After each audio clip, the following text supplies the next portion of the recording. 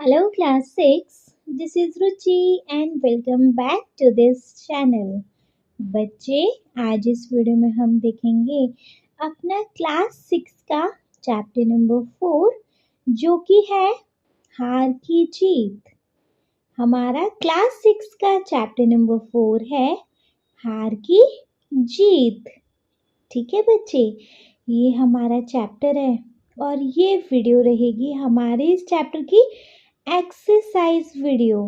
ठीक है, यहाँ पर हम इस चैप्टर की एक्सरसाइज क्लियर करेंगे क्योंकि लास्ट वीडियो में हमने इस चैप्टर के एक्सप्लेनेशन बता दिया था कि कैसे जो बाबा भारती जी थे वो हार कर भी जीत गए थे।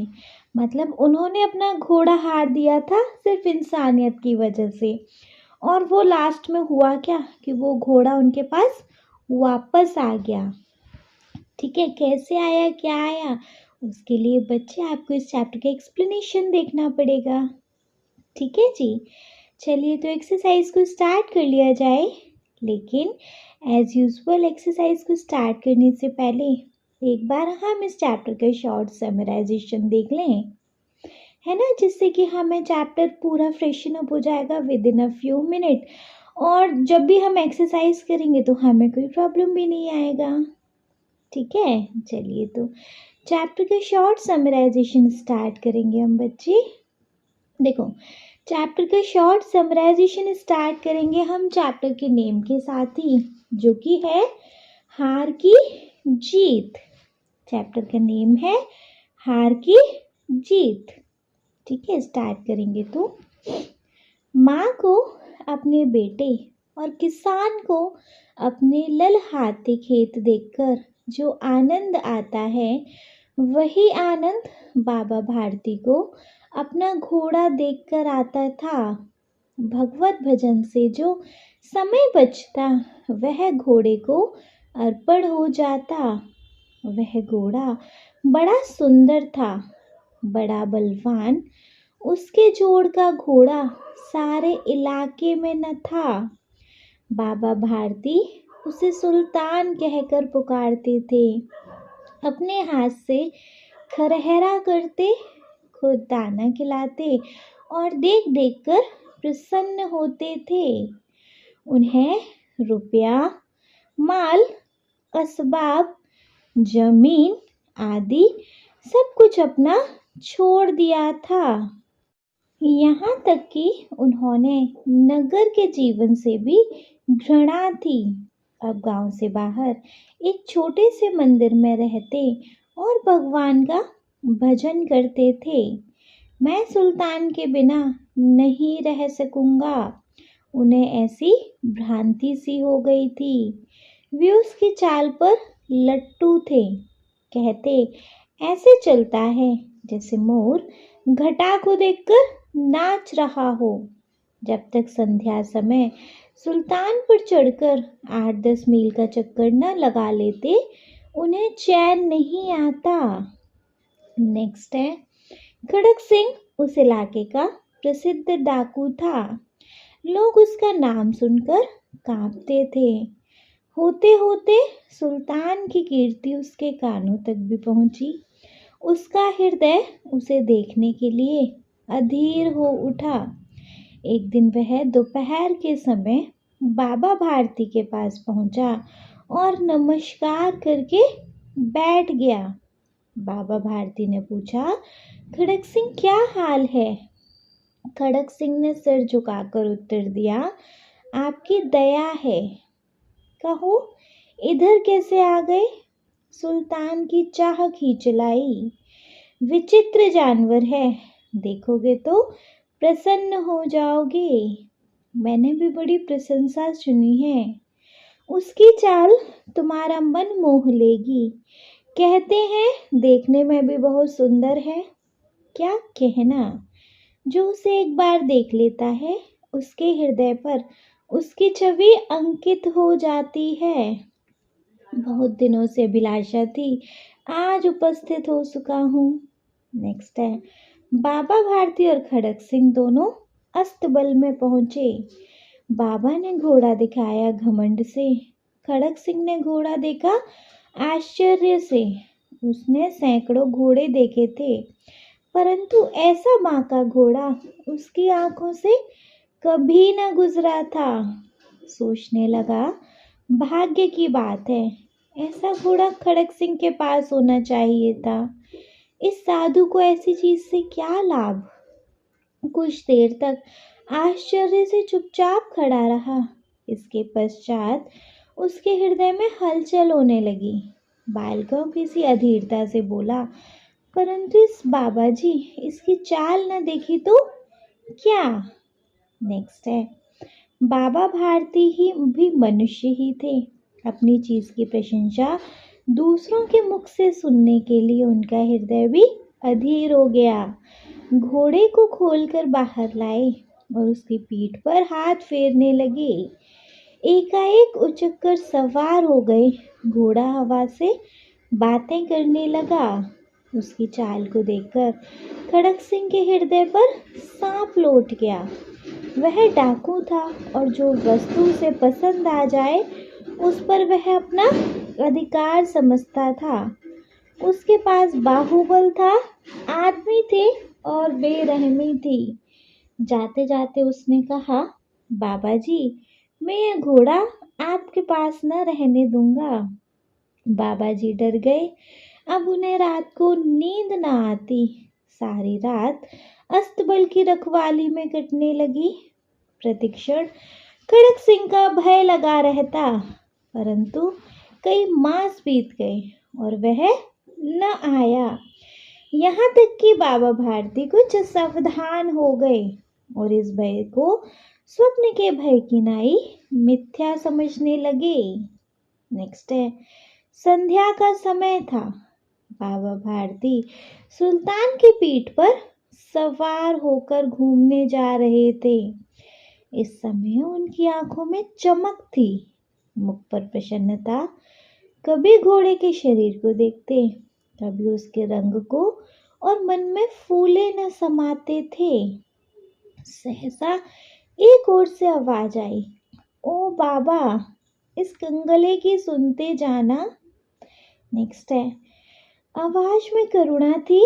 बाबा ने घोड़े को रोक लिया। देखा एक अपाहिज वृक्ष की छाया में पढ़ा करहा रहा है। बोले, क्यों, तुम्हें क्या कष्ट है। नेक्स्ट, अपाहिज ने हाथ जोड़कर कहा, बाबा, मैं दुखियारा हूँ, मुझ पर दया करो। रामा वाला यहाँ से 3 मील है, मुझे वहाँ जाना है। घोड़े पर चढ़ा लो, परमात्मा भला करेगा। वहाँ तुम्हारा कौन है। दुर्गादत्त वैद्य का नाम आपने सुना होगा, मैं उनका सौतेला भाई हूँ। बाबा भारती ने घोड़े से उतरकर अपाहिज को घोड़े पर सवार किया और स्वयं उसकी लगाम पकड़कर धीरे धीरे चलने लगे। सहसा उन्हें एक झटका सा लगा और लगाम उनके हाथ से छूट गई। उनके आश्चर्य का ठिकाना न रहा जब उन्होंने देखा कि अपाहिज घोड़े की पीठ पर तनकर बैठा है और घोड़े को दौड़ाए लिए जा रहा है। उनके मुख से भय, विस्मय और निराशा से मिली हुई चीख निकल गई। वह अपाहिज डाकू खड़क सिंह था।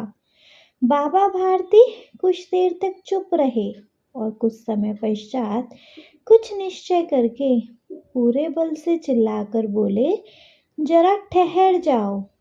नेक्स्ट है, खड़क सिंह ने यह आवाज सुनकर घोड़ा रोक लिया और उसकी गर्दन पर प्यार से हाथ फेरते हुए कहा, बाबा जी, यह घोड़ा अब नहीं दूंगा। नेक्स्ट है, परंतु एक बात सुनते जाओ। खड़क सिंह ठहर गया। बाबा भारती ने निकट जाकर उसकी ओर ऐसे देखा जैसे बकरा कसाई को देखता है और कहा, यह घोड़ा तुम्हारा हो चुका है। मैं तुमसे इसे वापस करने के लिए नहीं कहूँगा, परंतु खड़क सिंह, एक प्रार्थना करता हूँ, इसे अस्वीकार ना करना, नहीं तो मेरा दिल टूट जाएगा। बाबा जी, आज्ञा कीजिए, मैं आपका दास हूँ, केवल यह घोड़ा न दूंगा। अब घोड़े की नाम न लो। मैं तुमसे इस विषय में कुछ नहीं कहूँगा। मेरी प्रार्थना केवल यह है कि इस घटना को किसी के सामने प्रकट न करना। नेक्स्ट है, खड़क सिंह का मुंह आश्चर्य से खुला रह गया। उसे लगा था कि उसे घोड़े को लेकर यहाँ से भागना पड़ेगा, परंतु बाबा भारती ने स्वयं उसे देखा कि इस घटना को किसी के सामने प्रकट न करना, इससे क्या प्रयोजन सिद्ध हो सकता है।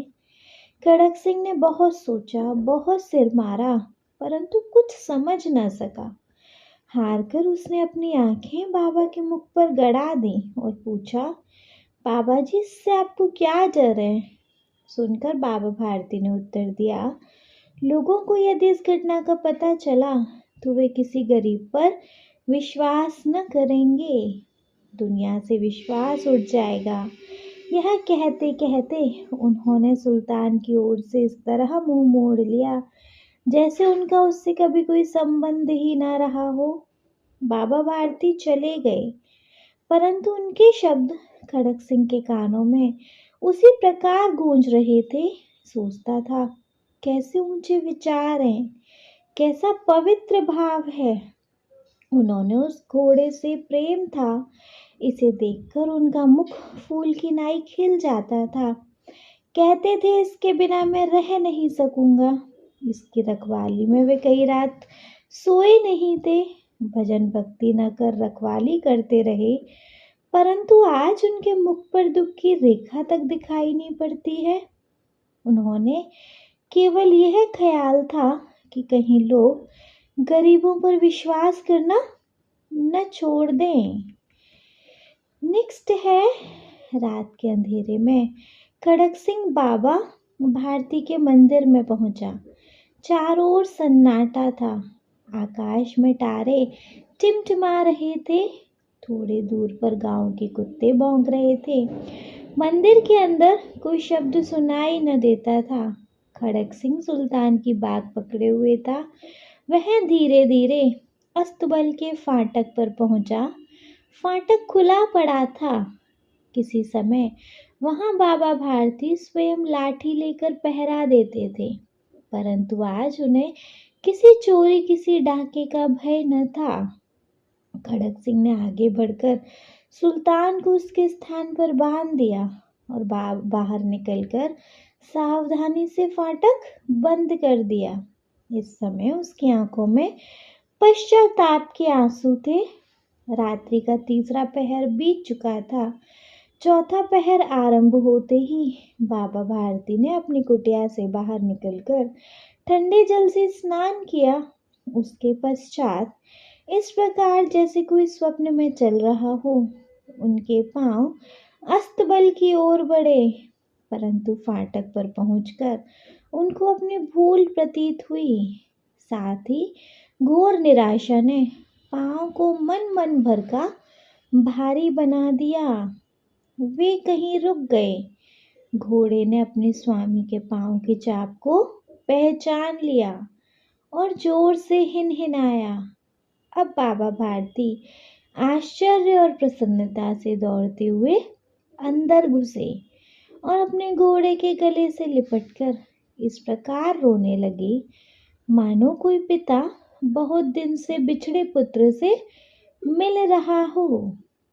बार बार उसकी पीठ पर हाथ फेरते, बार बार उसके मुंह पर थपकियां देते और कहते थे, अब कोई गरीबों की सहायता से मुंह ना मोड़ेगा। नेक्स्ट है, थोड़ी देर के बाद जब वह अस्तबल से बाहर निकले तो उनकी आंखों से आंसू बह रहे थे। ये आंसू उसी भूमि पर ठीक उसी जगह गिर रहे थे जहां बाहर निकलने के बाद खड़क सिंह खड़ा होकर रोया था। दोनों के आंसुओं का उस भूमि की मिट्टी पर परस्पर मेल हो गया। ठीक है, क्लियर है बच्चे? तो ये था बच्चे हमारे इस चैप्टर का क्विक रिकैप। अब क्योंकि क्विक रिकैप कंप्लीट हो गया है तो बच्चे बारी आ जाती है इस चैप्टर की एक्सरसाइज की। ठीक है जी, देखो एक्सरसाइज में सबसे पहले है हमारे पास पाठ से। एक्सरसाइज में सबसे पहले पाठ से है, जिसमें है मेरी समझ से। पाठ से के अंदर सबसे पहले है बच्चे मेरी समझ से।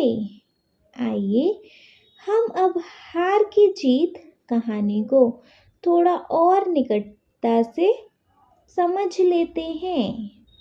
आइए हम हार की जीत कहानी को थोड़ा और निकटता से समझ लेते हैं।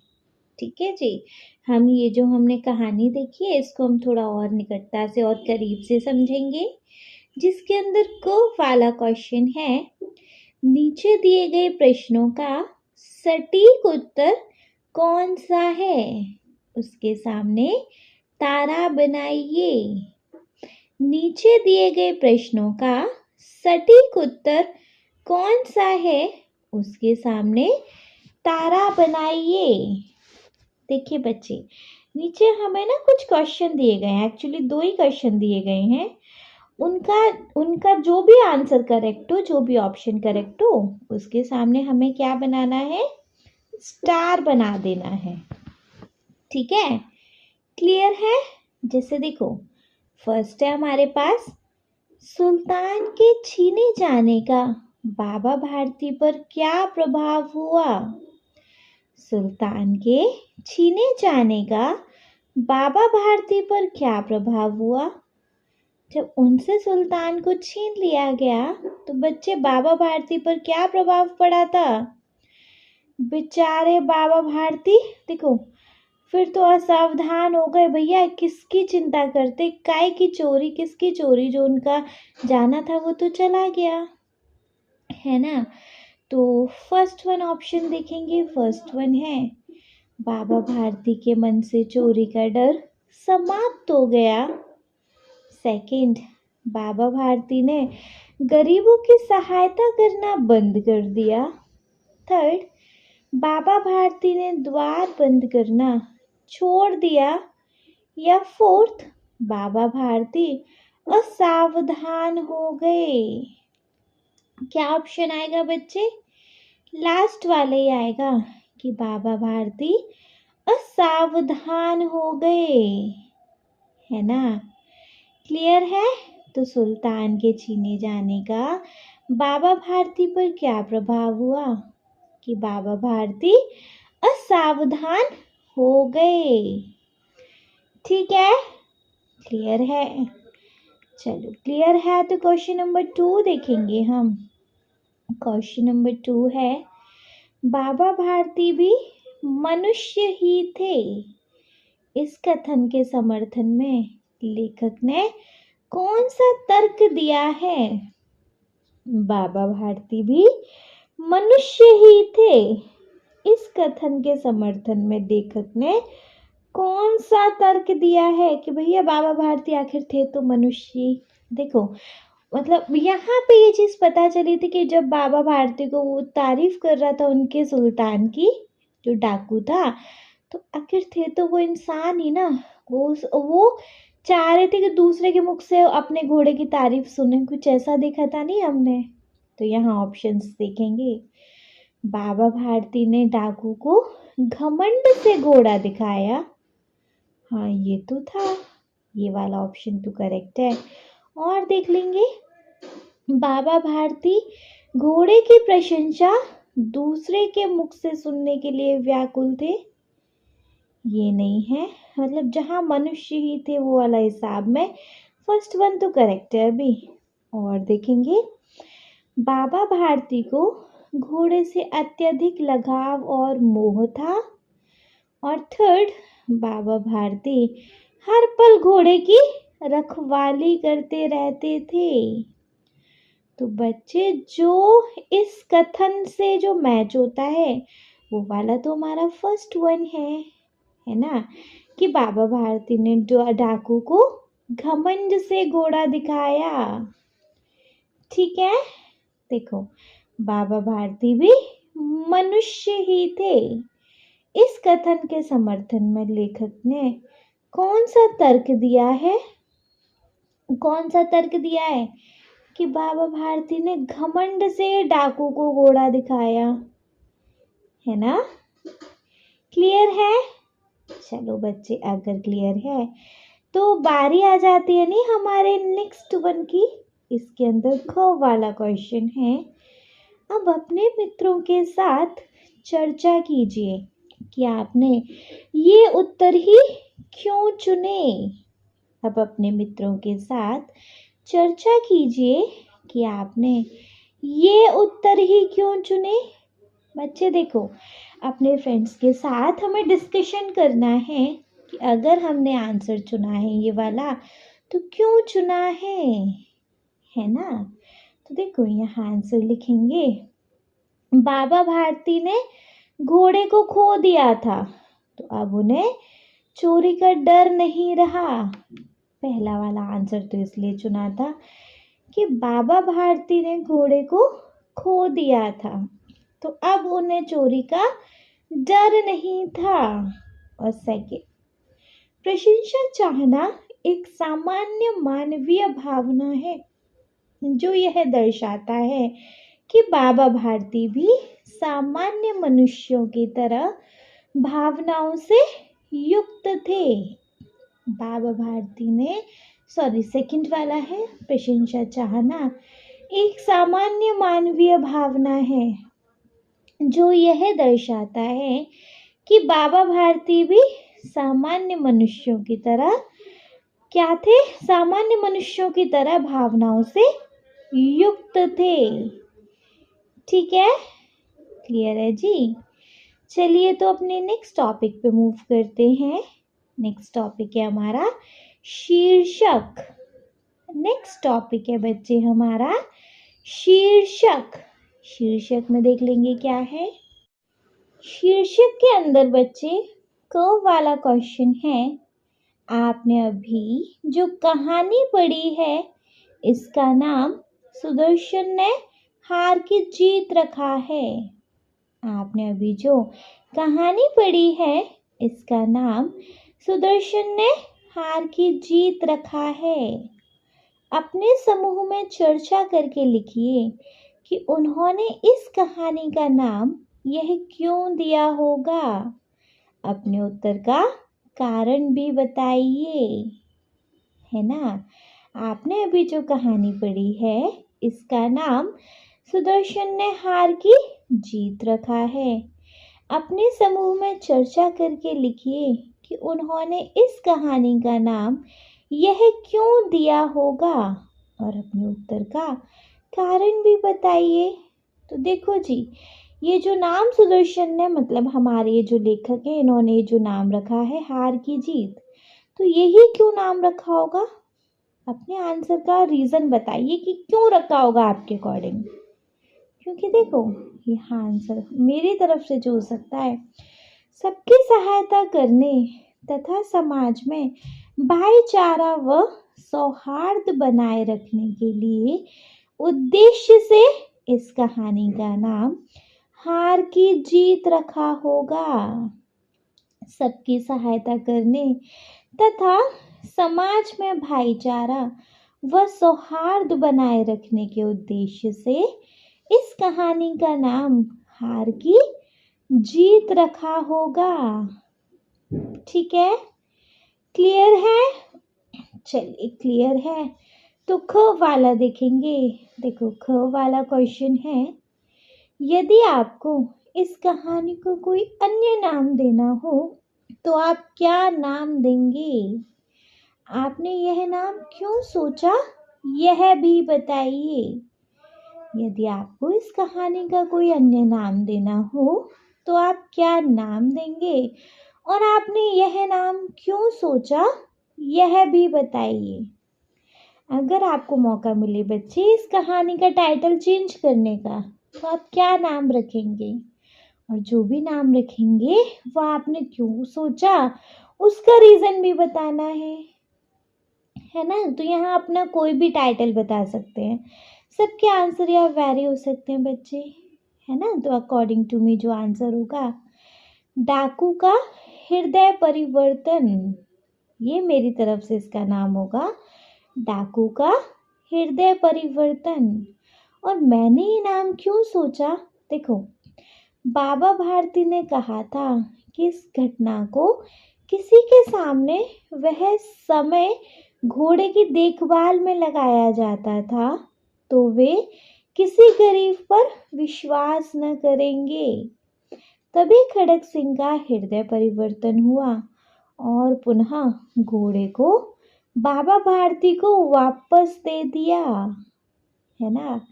बाबा भारती ने कहा था कि इस घटना को किसी के सामने वह समय घोड़े की देखभाल में लगाया जाता था तो वे किसी गरीब पर विश्वास न करेंगे, है ना। तभी खड़क सिंह का हृदय परिवर्तन हुआ और पुनः घोड़े को वापस दे दिया। ठीक है, क्लियर है? चलो क्लियर है तो ग वाला देखेंगे। बाबा भारती ने डाकू खड़क सिंह से कौन सा वचन लिया? बाबा भारती ने डाकू खड़क सिंह से कौन सा वचन लिया था?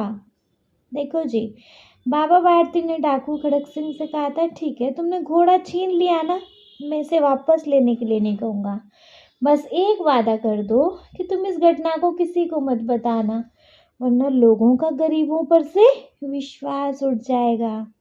बस इतना मत करना, तुम ले जाओ इस घोड़े को। यही तो था ना। तो यहाँ आंसर लिखेंगे, बाबा भारती ने डाकू खड़क सिंह से यह वचन लिया कि वह इस घटना को किसी के सामने प्रकट नहीं करेगा ताकि लोगों का गरीबों पर से विश्वास ना उठ जाए।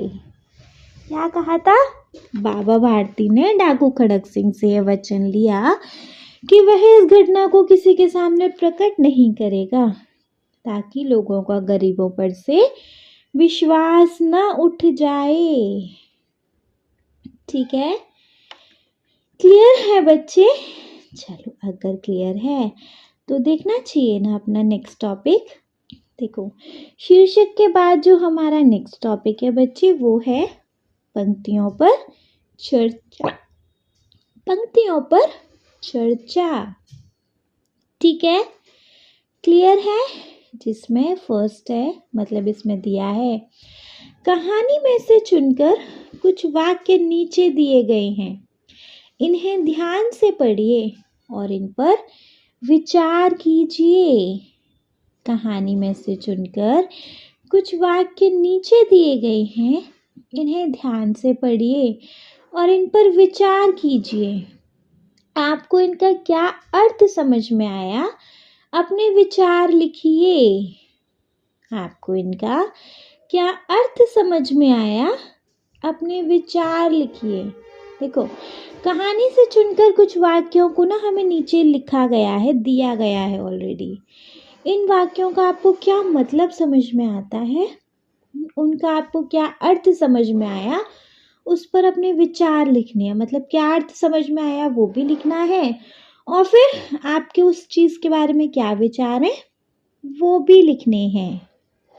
ठीक है, जैसे फर्स्ट है, भगवत भजन से जो समय बचता वह घोड़े को अर्पण हो जाता।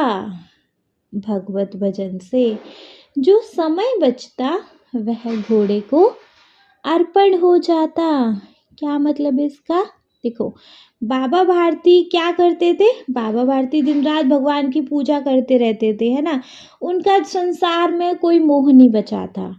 भगवान की पूजा करते और जो भी टाइम बचता वो अपना टाइम घोड़े को दे देते, मतलब उसकी देखभाल में, है ना, उसकी देखभाल में, उसको निहारने में, जैसे भी घोड़े के लिए होता था उनका पूरा टाइम, है ना।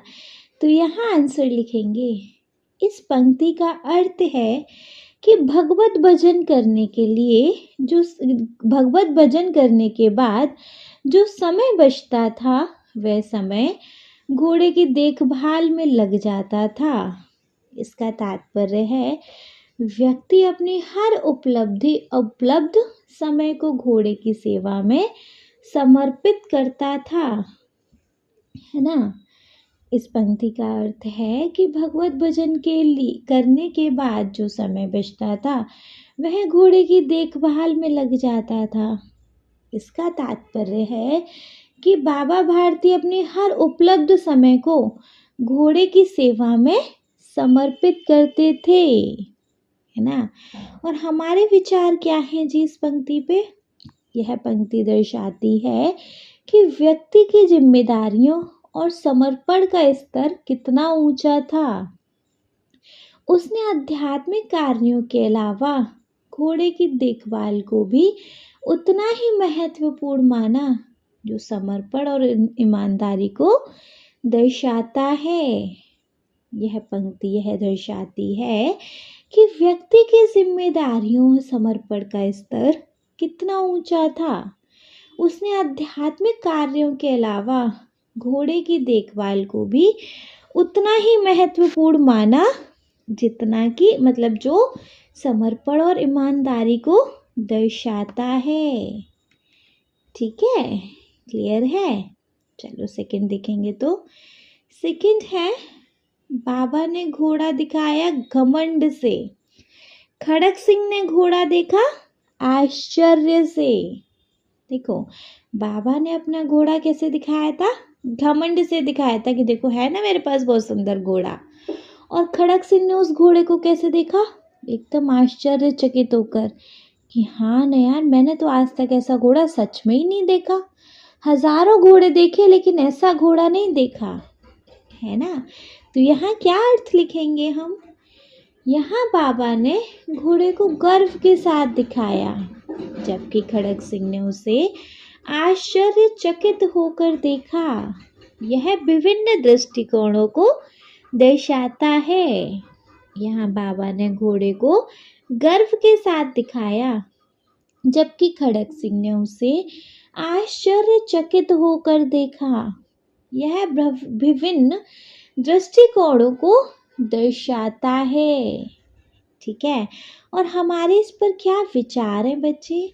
कि इस पंक्ति से यह स्पष्ट होता है कि वस्तुओं को देखने के दृष्टिकोण अलग अलग हो सकते हैं। बाबा का घमंड और खड़क सिंह का आश्चर्य उनके व्यक्तित्व और उनके अनुभवों की विविधता को दिखाता है। इस पंक्ति से यह स्पष्ट होता है कि वस्तुओं को देखने के दृष्टिकोण अलग अलग हो सकते हैं। बाबा का घमंड और खड़क सिंह का आश्चर्य उनके व्यक्तित्व और उनके अनुभवों की विविधता को दिखाता है। ठीक है, क्लियर है? अच्छा, क्लियर है। तो देखेंगे अपना थर्ड स्टेटमेंट है, वह डाकू था और जो वस्तु उसे पसंद आ जाए उस पर अपना अधिकार समझता था। वह डाकू था और जो चीज़ मतलब उसे पसंद आ जाए उस पर अपना अधिकार समझता था। क्या मतलब है बच्चे इसका? देखो, आखिर जो था वो था तो डाकू ही ना, और जो चीज़ उसे पसंद आ जाए उस पर क्या करता था? वो अपना अधिकार समझता था कि जो चीज़ पसंद आ गई वो चीज़ मेरी है ना। तो जी यहाँ पर हम अर्थ क्या लिख सकते हैं? इस पंक्ति में बताया गया कि डाकू जो भी वस्तु पसंद करता था उसे वह अपनी समझता था और उस पर कब्जा कर लेता था।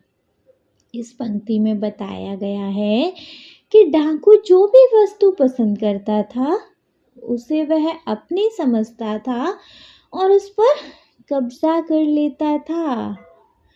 विचार क्या है जी इस पे हमारा? यह पंक्ति डाकू के चरित्र की स्वार्थी और बलात्कारी प्रवृत्तियों को उजागर करती है। डाकू की इस प्रवृत्ति से उसकी नैतिकता की कमी और दूसरों की चीज़ों पर अधिकार जमाने की प्रवृत्ति स्पष्ट होती है।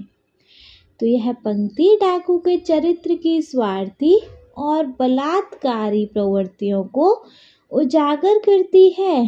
डाकू की इस प्रवृत्ति से उसकी नैतिकता की कमी और दूसरों की चीज़ों पर अधिकार जमाने की प्रवृत्ति स्पष्ट होती है।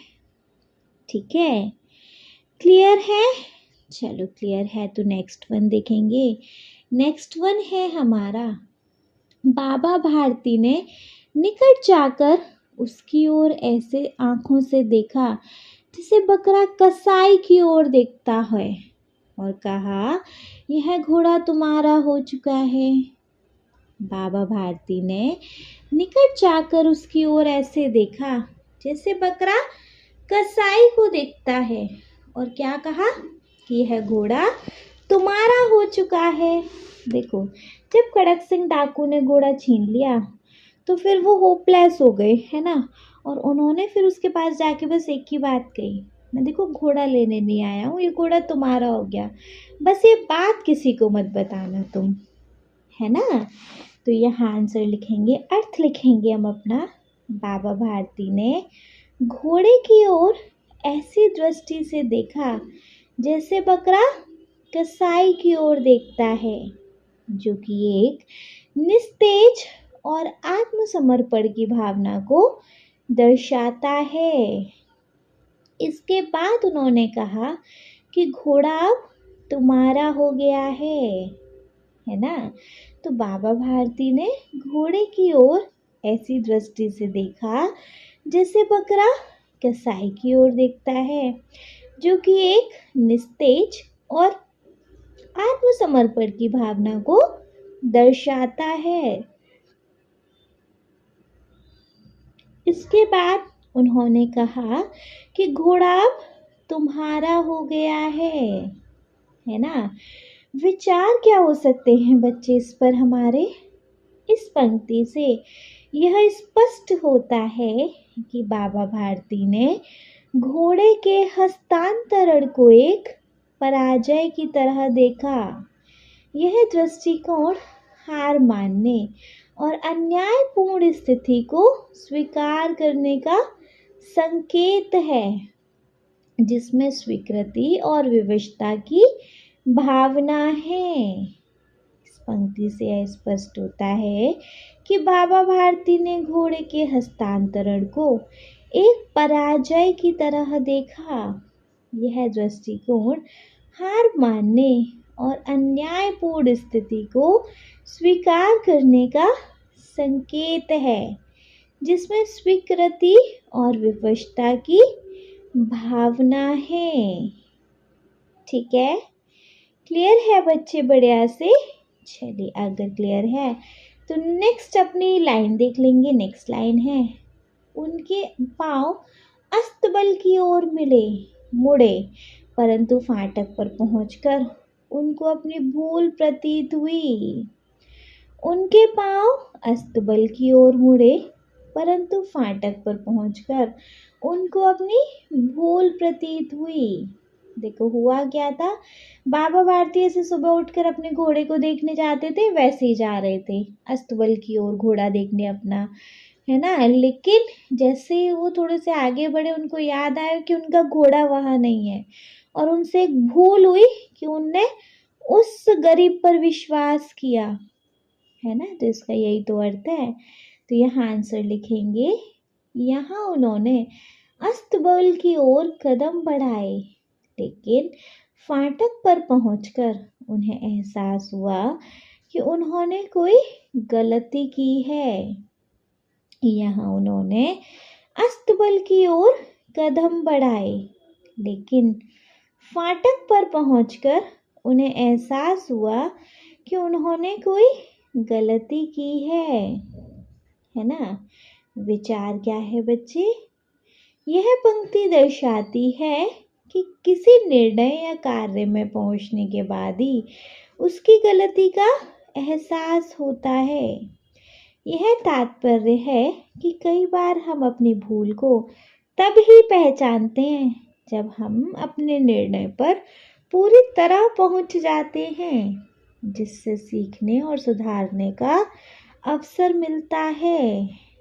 यह पंक्ति दर्शाती है कि किसी निर्णय या काम में पहुंचने के बाद ही उसकी गलती का एहसास होता है। यह तात्पर्य है कि कई बार हम भूल को भी तभी पहचानते हैं जब हम अपने निर्णय पर पूरी तरह पहुंच जाते हैं, जिसे सीखने और सुधारने का अवसर मिलता है। ठीक है, क्लियर है बच्चे बढ़िया से? चलिए, अगर बढ़िया से क्लियर है तो देखेंगे अपना नेक्स्ट टॉपिक। नेक्स्ट टॉपिक है हमारे पास जी सोच विचार के लिए। नेक्स्ट टॉपिक है हमारे पास सोच विचार के लिए।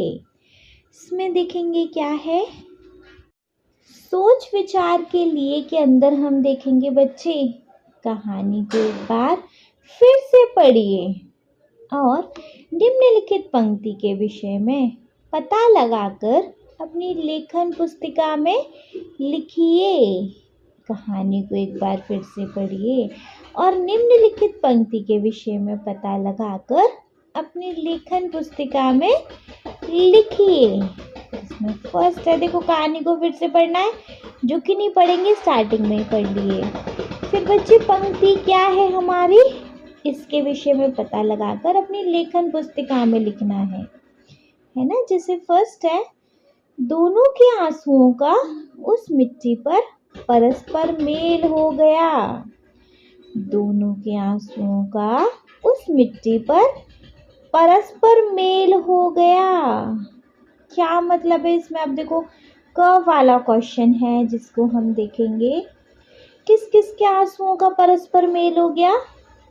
किस किस के आंसुओं का हुआ था बच्चे? बाबा खड़क सिंह और बाबा भारती और डाकू खड़क सिंह के, है ना। तो यहाँ आंसर है बाबा भारती और खड़क सिंह के आंसुओं का मिलन हो गया। बाबा भारती और खड़क सिंह के आंसुओं का मिलन हो गया। ख वाला है, दोनों के आंसुओं में क्या अंतर था? दोनों के आंसुओं में क्या अंतर था? देखो, बाबा भारती रो रहे थे खुशी के आंसू और डाकू खड़क सिंह रो रहा था पश्चाताप के आंसू, है ना। तो यहाँ आंसर है बाबा भारती के आंसू खुशी और राहत के थे, क्योंकि उनको उनका घोड़ा वापस मिल गया था, जबकि खड़क सिंह के आंसू पश्चाताप और शर्मिंदगी के थे, है ना जी। बाबा भारती के आंसू खुशी और राहत के थे, क्योंकि उन्हें उनका घोड़ा वापस मिल गया था, जबकि खड़क सिंह के आंसू पश्चाताप और शर्मिंदगी के थे। ठीक है, क्लियर है? चलिए जी, अगर क्लियर है तो देख लेंगे अपना next topic. Next topic we have दिनचर्या। दिनचर्या मतलब डेली रूटीन। इसके अंदर क वाला है, कहानी पढ़कर आप बाबा भारती के जीवन के विषय में बहुत कुछ जान चुके होंगे। अब आप कहानी के आधार पर बाबा भारती की दिनचर्या लिखें। वे सुबह उठने से लेकर रात को सोने तक क्या क्या करते होंगे, लिखिए। इस काम में आप थोड़ा बहुत अपनी कल्पना का भी सहारा ले सकते हैं। देखो, यहाँ पे आपको बाबा भारती की दिनचर्या लिखनी है कि जैसे वो सुबह से रात तक क्या करते होंगे, है ना। थोड़ा बहुत आप यहाँ अपनी इमेजिनेशन को ऐड ऑन कर सकते हैं। जैसे देखो, सुबह जल्दी उठकर ठंडे जल से स्नान करना, चैप्टर में पढ़ा था ना, वो करते थे तीसरे पैर के बाद चौथे पैर पे। तो सुबह जल्दी उठकर ठंडे जल से स्नान करना। सेकेंड, भगवान का भजन करना और प्रार्थना करना, है ना, ये भी करते थे। और घोड़े सुल्तान सिंह की देखभाल करना, उसे खाना खिलाना और उसके साथ समय बिताना, है ना, करते थे ना। फिर उसके बाद दिन के समय गांव के लोगों से मिलना, उनकी समस्या सुनना। अब थोड़ा बहुत अपनी इमेजिनेशन लगाएंगे ना यार, तो दिन के समय गांव के लोगों से मिलना और उनकी समस्या सुनना। शाम को सुल्तान के साथ घूमने जाना, है ना, शाम को सुल्तान के साथ घूमने जाना। रात में भगवान का भजन करते हुए सोना, रात में भगवान का भजन करते हुए सोना।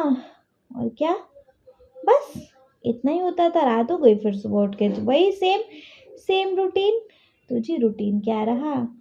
सुबह जल्दी उठकर ठंडे जल से स्नान करना। नेक्स्ट, भगवान का भजन करना और प्रार्थना करना। नेक्स्ट, घोड़े सुल्तान की देखभाल करना, उसे खाना खिलाना और उसके साथ समय बिताना। नेक्स्ट, दिन के समय गांव के लोगों से मिलना और उनकी समस्याएं सुनना।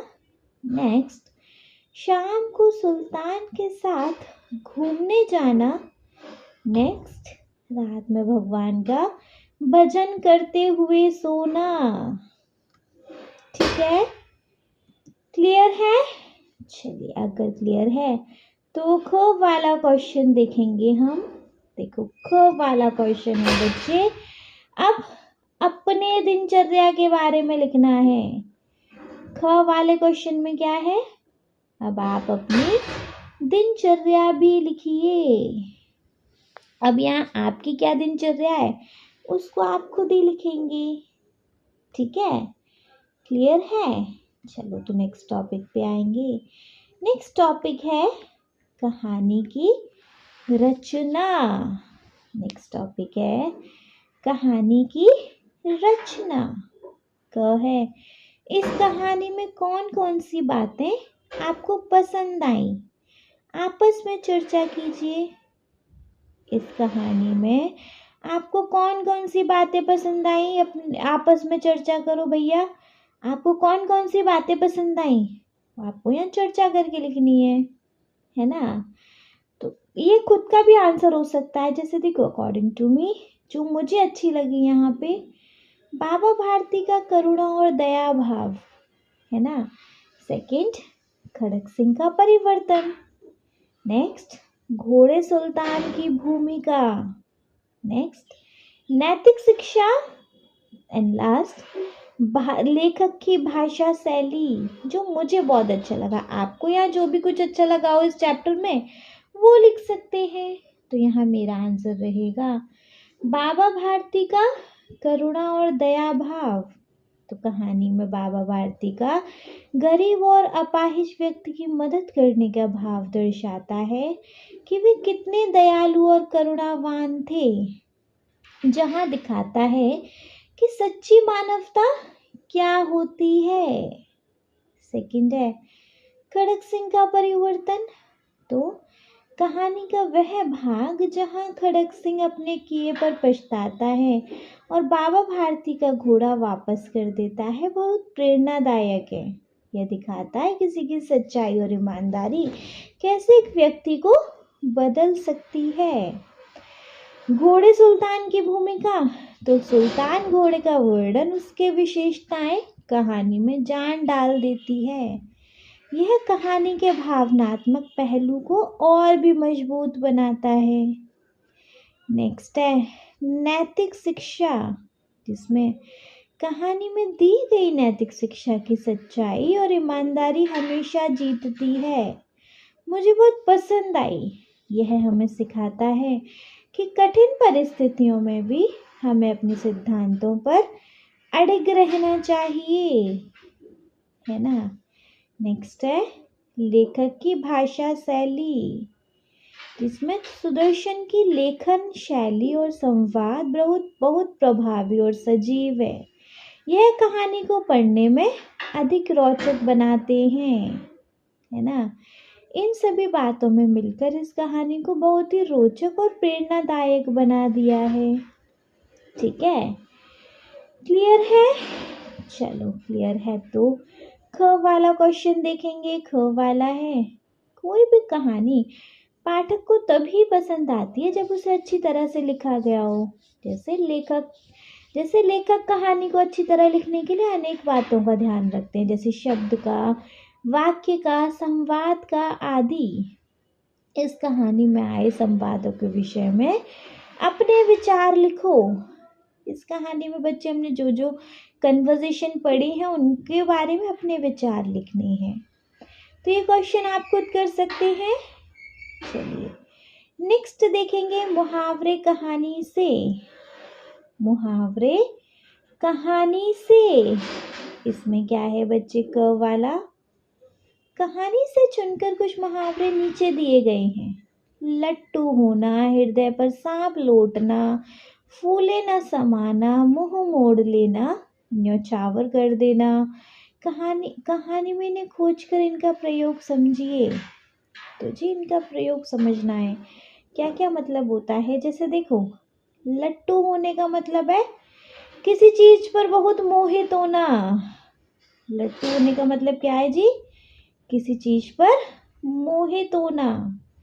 हृदय पर सांप लौटना, तो अत्यधिक जलन या ईर्ष्या होना, है ना।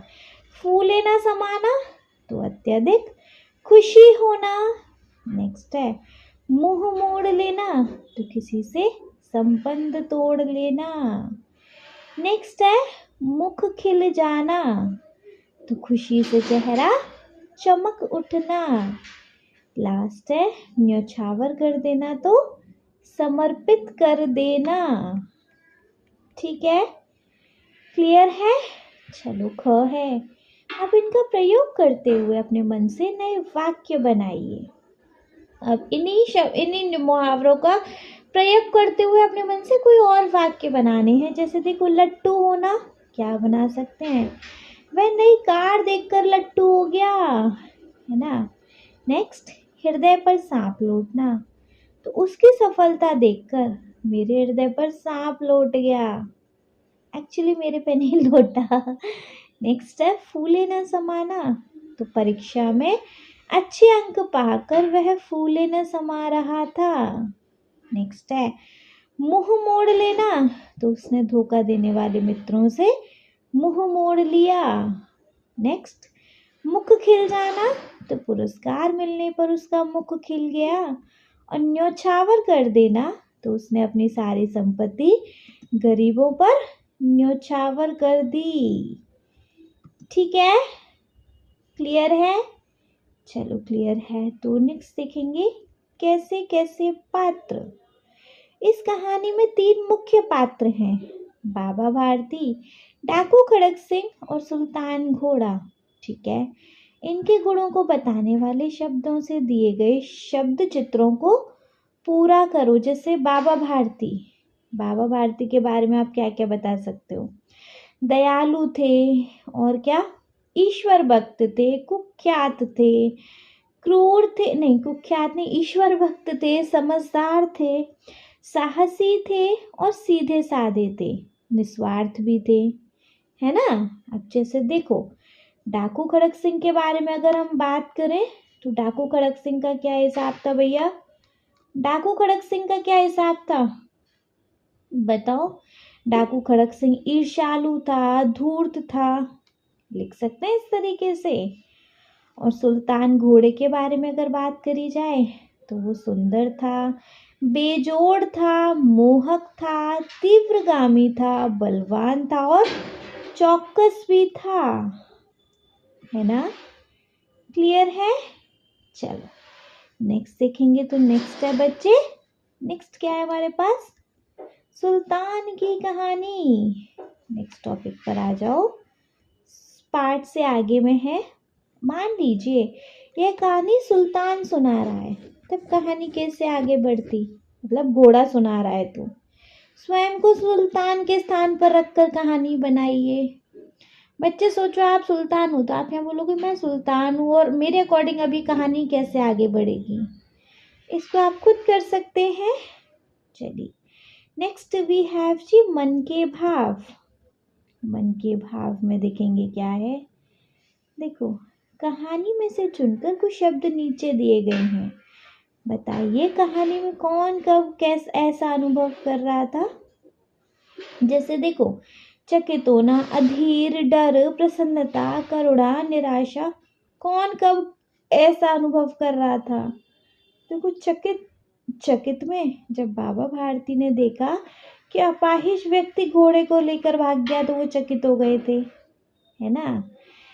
नेक्स्ट है प्रसन्नता, जब बाबा भारती को घोड़ा उनका वापस मिल गया, प्रसन्न हो गए। अधीर, जब बाबा भारती ने उनका प्रिय घोड़ा सुल्तान देखा गायब है, करुणा, जब अपाहिज व्यक्ति ने बाबा भारती से मदद मांगी। डर, जब बाबा भारती को लगा कि खड़क सिंह उनका घोड़ा चुरा ले जाएगा। और निराशा, जब बाबा भारती को लगा कि उनका घोड़ा चला गया है ना। चलो, ख वाला है, आप उपयुक्त भावों को कब कब अनुभव करते हैं? जैसे करुणा कब फील होती है आपको, आश्चर्य कब फील होता है, डर कब फील होता है, प्रसन्नता कब फील होती है, निराशा कब फील होती है, ऊपर वाले भाव आपको कब फील होते हैं? खुद करेंगे, ठीक है। इसके बाद देखें क्या है, इसके बाद है बच्चे झरोके से कहानी, मतलब एक कविता है, बस सिर्फ पढ़ने के लिए है। और इसके साथ हो गया जी इस चैप्टर का दी एंड। ठीक है जी, नेक्स्ट वीडियो में देखेंगे हम अपना नेक्स्ट चैप्टर। अगर ये चैप्टर की एक्सप्लेनेशन और एक्सरसाइज वीडियो आपको अच्छी लगी हो तो प्लीज़ बच्चे आप इस वीडियो को एक लाइक कर दीजिएगा, चैनल को सब्सक्राइब तो ज़रूर ही करेंगे, और आपके जिन फ्रेंड्स के लिए वीडियो हेल्पफुल रहेगा उनको इस वीडियो को उठा के शेयर कर देंगे आप। Okay, thank you so much.